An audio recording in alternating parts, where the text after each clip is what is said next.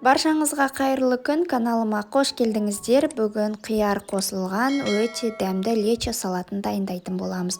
Видеоның соңына дейін қарап бірге болыңыздар.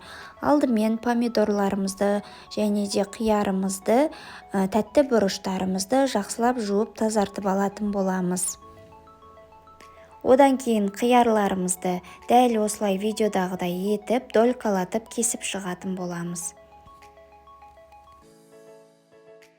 Ал тәтті бұрыштарымызды сопақша етіп немесе ірі қылып турасаңыздар да болады. Мен ірі қылып турағанды жақсы көремін.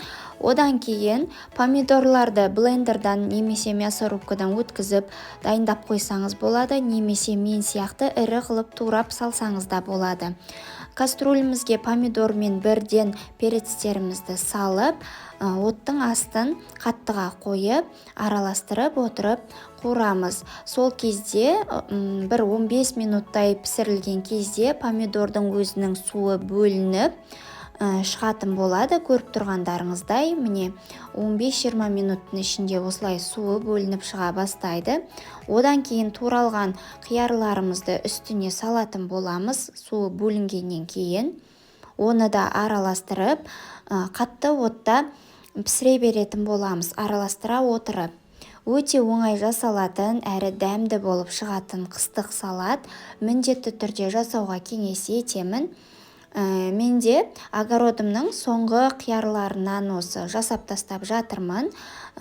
Мінекей, енді қиярларымыз осылай шалап пісе бастаған кезде үстінен шекерімізді және де тұзымызды салып, татымына қарай араластырып пісіретін боламыз. Үстіне лавровый листімізді және де горошек бұрышымызды салып, татымына қарай саламыз.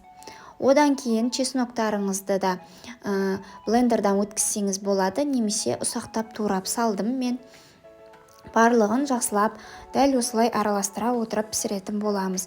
Мінекей, көріп тұрғандарыңыздай, қиярымыздың түсі өзгерген кезде дайын бола бастайды. Сол кезде чесногыңызды салып, одан кейін сұйық майымызды құйып, одан кейін 1 столовый ложка уксусымызды құятын боламыз. Мінекей, бар жоғы жарты сағаттың ішінде осындай дәмді салатымыз дайын болды. Қыстық салатымыз. Міндетті түрде жасап көріңіздер. Стерилизовать етілген банкаға, крышкаға құйып сақтасаңыздар болады. Міндетті түрде жасауға кеңес етемін. Ас болсын. Назарларыңызға рахмет.